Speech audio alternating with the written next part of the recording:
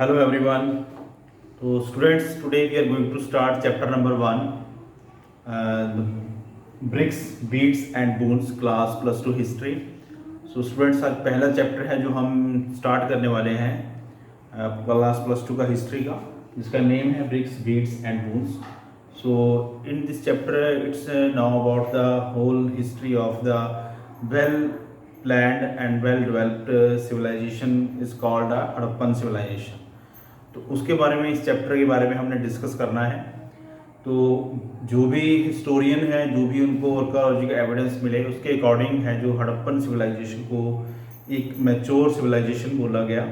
जो भी उनको ऑर्नामेंट मिले, पोइट्री मिली, डिफरेंट टूल्स मिले, ठीक है, बून्स, टूल्स, ब्रिक्स, जो भी बीड्स उनको मिले, उसके आधार के ऊपर, उसके बेस के ऊपर उन्होंने जो हड़प्पन सिविलाइजेशन के एक मैच्योर सिविलाइजेशन का नाम दिया. तो इस चैप्टर में स्टूडेंट्स हमें बहुत कुछ जानने को मिलेगा कि हड़प्पन सिविलाइजेशन है जो इतनी ज़्यादा डेवलप सिविलाइजेशन कैसे कही जाती है, क्यों मानी जाती है, और इसका एरिया है जो वो कहाँ कहाँ से पड़ता है, ठीक है जी, और इसका जो टाइम पीरियड है वो कितना ओल्ड है, ये कितनी पुरानी सभ्यता मानी जाती है, सिविलाइजेशन मानी जाती है. Harappan civilization well establish, well develop civilization, जो एशियंट इंडिया की सबसे पुरातन सिविलाइजेशन में से एक है, और जिसके उसको इतने डेवलप सिविलाइजेशन हिस्टोरियन ने कैसे बोला, आर्कियोलॉजिस्ट ने कैसे बोला, क्योंकि जो भी उनको एविडेंस मिले, जो भी टूल्स मिले, उसके आधार के ऊपर ही उन्होंने इसको वेल एस्टेब्लिश जो है सिविलाइजेशन का नाम दिया.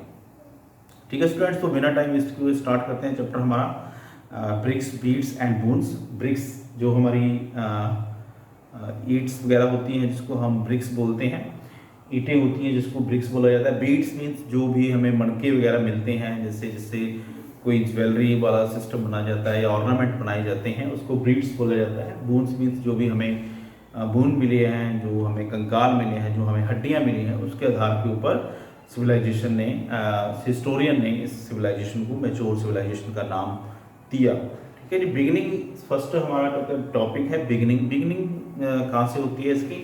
बिगिनिंग में जो हमारे हिस्टोरियन है वो हमें ये चीज़ बताते हैं कि जो उनको एविडेंस मिले उसके आधार के ऊपर वो बोलते हैं कि सिविलाइजेशन है बहुत पुरानी है.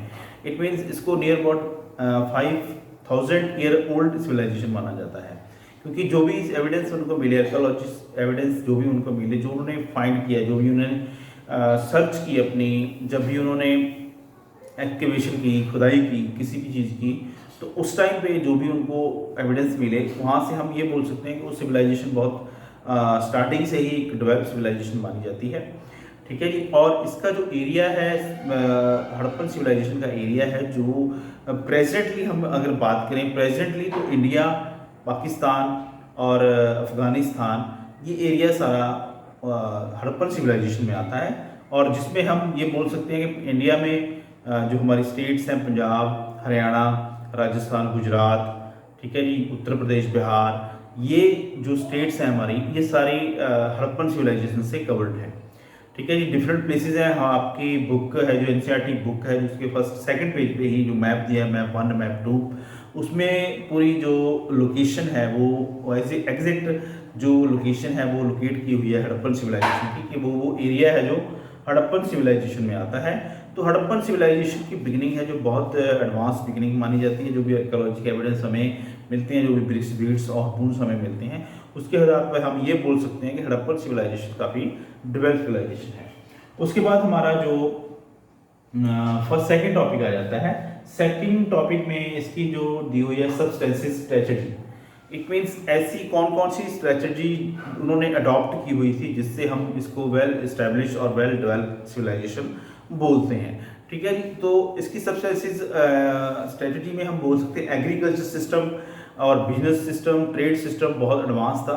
तो 2.1 हमारा जो टॉपिक है एग्रीकल्चर टेक्नोलॉजीज, के हड़प्पन सिविलाइजेशन के लोग हैं जो एग्रीकल्चर कैसे करते थे, और एग्रीकल्चर में वो कौन कौन से टूल हैं जो उनको उन्होंने अडॉप्ट किया हुआ था, उसके बेस के ऊपर हम ये बोल सकते हैं कि उनके पास जो भी टेक्नोलॉजी थी बहुत एडवांस टेक्नोलॉजी थी. रिसेंटली अगर हम बात करें, जो प्रेजेंटली हम टेक्नोलॉजी जो यूज़ करते हैं, ठीक है जी। वो सेम टेक्नोलॉजी वो लोग भी यूज़ करते थे उस टाइम पे। ठीक है जी। जैसे हम बात करेंगे टेक्नोलॉजी में, उनके पास बुल कार्ड थे। ठीक है, ट्रैकोटा बुल एविडेंस हमें मिलता है। उसके बाद हमें टूल्स मिलते हैं, डिफरेंट एक्स मिलता है हमें। ठीक है जी। और तीखे तीखे भाले हैं जो वो यूज़ करते थे एग्रीकल्चर को, फील्ड को करने के लिए, फ्लो करने के लिए, वो एविडेंस हमें मिलते हैं। ठीक है जी। इसमें एक्स आ जाता है कहीं, जिसको हम बोल देते हैं हल है, हिंदी में हम हल बोलते हैं उसको, हल वगैरह हमें मिलते हैं। बुल की पिक्चर, ट्रैकोटा बुल की हमें पिक्चर मिलती है। तो उसके आधार पे हम बोल सकते हैं टेक्नोलॉजी बहुत एडवांस थी। और इरिगेशन कैसे करते थे वो, एग्रीकल्चर के साथ इरिगेशन कैसे करते थे, इरिगेशन के लिए उनके पास डिफरेंट उन्होंने सिस्टम बनाया हुआ था। यानी कि उनके पास कैनल्स वगैरह सिस्टम भी था, कैनल्स भी हमें मिलती हैं, प्रूफ मिलते हैं जी कि जिस उनके पास कैनल थी जिससे वो इरिगेशन करते थे। ठीक है जी। ड्रिप और अदर जो उनके सिस्टम थे इरिगेशन करने के, एक तो कैनल्स हो गया, रिवर के ऊपर डिपेंड थे वो। ठीक है, जिसको हम सिंधु नदी बोलते हैं, सिंधु घाटी की सभ्यता भी बोला जाता है इसको। तो सिंध नदी है, जो सिंधु नदी है, रिवर है, वो उनके पास लोकेटेड था, तो उससे भी वो इरिगेशन करते थे। तो इट मीन्स हम ये बोल सकते हैं कि टेक्नोलॉजी काफ़ी उनके पास अच्छी थी, जिसकी वजह से उनके पास एग्रीकल्चर, बहुत एडवांस एग्रीकल्चर वो लोग करते थे। तो टेक्नोलॉजी बहुत अच्छी थी उनके पास। तो दैट्स वाई हम बोल सकते हैं कि Harappan civilization well developed civilization, right. तो उसके बाद एक बहुत इंपॉर्टेंट सिटी है हड़प्पन सिविलाइजेशन की, जिसको बोला जाता है जी महंजोदारो। ठीक है जी। महंजोदारो क्या है जी? महंजोदारो एक वेल प्लान्ड अर्बन सेंटर है। Well plan urban centre means Mohenjodaro एक ऐसा प्लेस है जो एक वेल डेवलप्ड सिटी है, जो रिसेंटली है, जो पाकिस्तान में लोकेट करती है। तो महंजोदारो में क्या था? महंजोदारो में हमारे पास जो मेन सिटी है, जो टू पार्ट्स में बटी हुई थी। एक था लोअर टाउन और सेकंड था सिटाडल। ठीक है जी। लोअर टाउन है जो वो बहुत ज़्यादा पॉपुलेशन थी वहाँ पे। इट मीन्स मार्केट्स वगैरह बनी हुई थी, स्ट्रीट्स में मार्केट्स थी, और लोग वहाँ पे आते थे, बाहर से आते थे और वहाँ पे ट्रेड करने आते थे, अपना सर्विस एंड गुड्स हैं जो वहाँ पे सेल करते थे लोअर टाउन में। और काफ़ी ज़्यादा पॉपुलेशन होने की वजह से वहाँ पे टाइट, हम ये बोल सकते हैं कि बहुत क्राउडली मार्केट लगती थी वहाँ पे, बहुत सारे लोग आते थे जाते थे, गुड्स वगैरह एक्सचेंज है, जो परचेज और बाय है की जाती थी लोअर टाउन में। और जो सिटाडल था, सिटाडल जिसको हम बोलते हैं कि अपर टाउन माना जाता है। लोअर टाउन में जो ऐसे लोग रहते थे जो नॉर्मल कैटेगरी के लोग थे, यानी कि मध्य वर्ग के लोग, एवरेज मिडिल क्लास वाले लोग हैं जो लोअर टाउन में रहते थे। और सिटाडल में कौन रहते थे? सिटाडल में एडमिनिस्ट्रेशन लोग, पीपल रहते थे जो कंट्रोल करते थे पूरे एडमिनिस्ट्रेशन के ऊपर। यानी कि हम ये बोल सकते हैं कि मिनिस्टर्स वगैरह या किंग, तो वहाँ पे कोई एविडेंस हमें नहीं मिलता कि वहाँ पे कोई पर्टिकुलर एक किंग था जो पूरी रूलिंग करता था वहाँ पे, ऐसा कोई एविडेंस हमें नहीं मिलता। बट हमें जो एविडेंस हमारे पास है उसके अकॉर्डिंगली हम ये बोल सकते हैं कि जो सिटाडल था वहाँ पे एडमिनिस्ट्रेटिव लोग रहते थे, यानी कि जो एडमिनिस्ट्रेशन को कंट्रोल करते हैं, रूलिंग करते हैं, वो लोग वहाँ पे रहते थे। और बड़ी बड़ी बिल्डिंग्स बनी हुई थी वहाँ पे।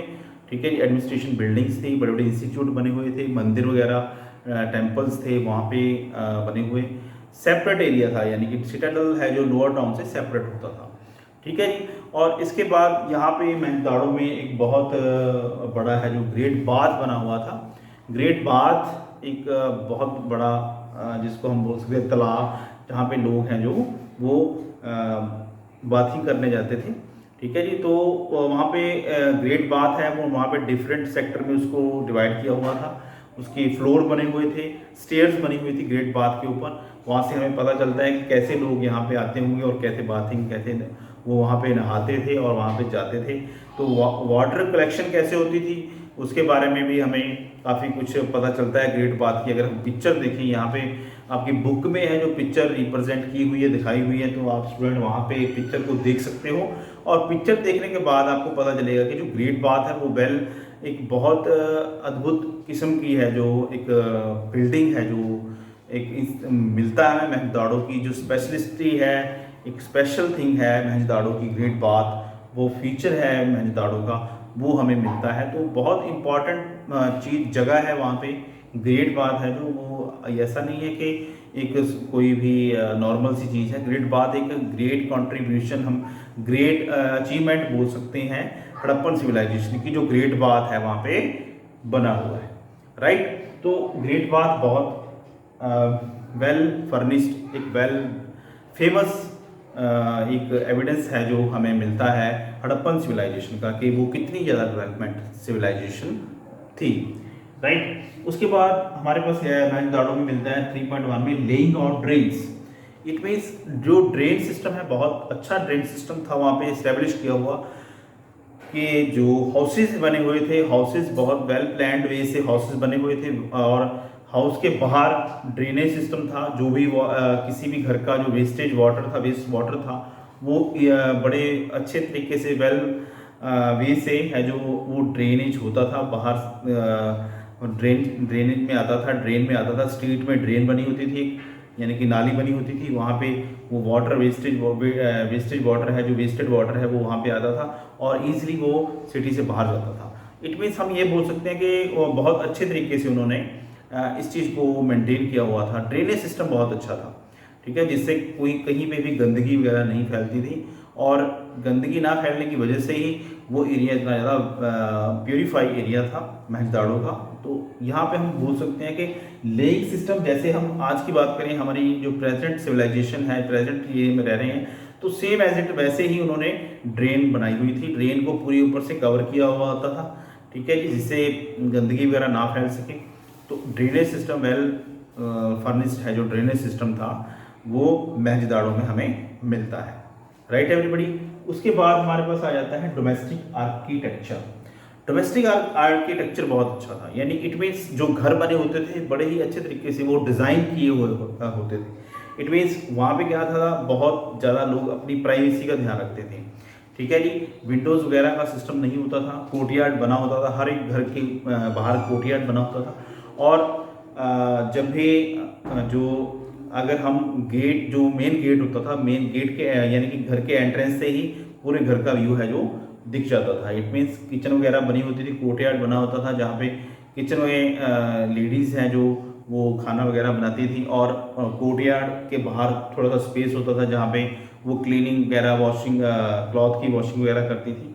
तो हम ये बोल सकते हैं कि उन्होंने डोमेस्टिक आर्किटेक्चर बहुत अच्छा था, ठीक है जी। हर एक घर को सेपरेट था, सेपरेट उनका गेट होता था, विंडो सिस्टम नहीं होता था, और जो सनलाइट थी डायरेक्टली मेन एंट्रेंस से हर आती थी, और जिससे पूरे घर में रोशनी रहती थी। तो डोमेस्टिक आर्किटेक्चर भी बहुत अच्छे तरीके से उन्होंने डिज़ाइन किया हुआ था हड़प्पन सिविलाइजेशन के लोगों ने। तो मोहनजोदाड़ो की ये भी एक बहुत स्पेशलिस्टी है कि वहाँ पे जो डोमेस्टिक आर्किटेक्चर था वो बहुत अच्छा था, बहुत अच्छा बना हुआ था, ठीक है जी। तो 3.3 हमारा सिटाडेल टाउन, मैंने आपको ऑलरेडी इसके बारे में बता दिया। सिटाडेल टाउन है जो डोर टाउन से सेपरेट होता था, और वहाँ पे एडमिनिस्ट्रेशन है, जो वर्क है वो किया जाता था, बिल्डिंग्स बनी होती थी, एडमिनिस्ट्रेशन पीपल वहाँ पे ही रहते थे। तो ये सेपरेट एरिया बना जाता था हड़प्पन सिविलाइजेशन का, सिटाडेल टाउन्स, राइट एवरीबॉडी। तो उसके बाद हमारे पास आ जाता है ट्रैकिंग सोशल डिफरेंसेस। टॉपिक जो फोर्थ पार्ट है हमारा टॉपिक, यानी कि ट्रैकिंग सोशल डिफरेंसेस। हम यहाँ पे कैसे ये बोल सकते हैं कि उन लोगों में डिफरेंसेस भी थे, सोशल स्ट्रक्चर के ऊपर भी उनके ऊपर में डिफरेंसेस थे। इससे हम ये बोल सकते हैं कि पुअर रिच का भेदभाव था, या लोग एक सभी लोग इक्वल थे, या वो अमीर या गरीब थे। तो उनमें क्या डिफरेंस था, इसके बारे में हमें कौन कौन से एविडेंस मिलते हैं जिससे हम ये बोल सकते हैं कि वहाँ पे सोशल डिफरेंसेस भी थे लोगों में। तो सोशल डिफरेंसेस में हमारे पास फर्स्ट पॉइंट आ जाता है बुरियल्स। बुरियल्स मीन्स जो भी उन्होंने लोगों की जब डेथ हो जाती थी तो उनको दफनाने का तरीका क्या था, उनको कैसे वो दफनाते थे, कैसे उनका क्रियाक्रम होता था, कैसे क्रेमिनेशन होता था।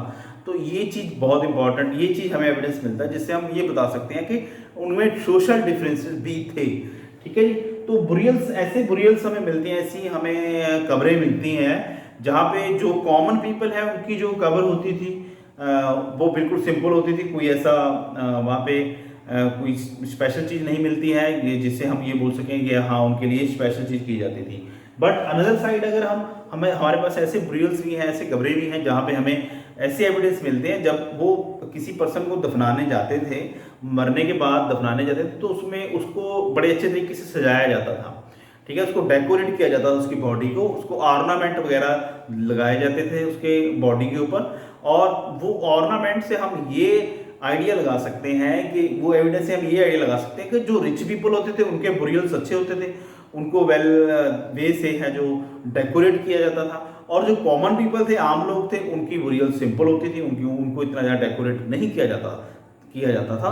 तो उससे हम ये बोल सकते हैं कि लोगों में डिफरेंसेस थे, सोशल स्ट्रक्चर के ऊपर उनमें डिफरेंसेस थे, उनमें भेदभाव था वो और लोअर में डिफरेंस था, यानी कि पुअर भी थे और रिच भी थे। तो सोशल डिफरेंसेस हमें यहाँ से पता चलता है, जो हमें बुरियल से एविडेंस मिलते हैं उसके आधार के ऊपर हम ये बोल सकते हैं कि उनमें सोशल डिफरेंसेस भी थे। राइट एवरीबॉडी, बुरियल्स के अकॉर्डिंग, यानी कि जो भी हमें कब्रें मिलती हैं। Right, clear students. उसके बाद हमारे पास सेकंड आ जाता है लुकिंग फॉर लग्जरीज।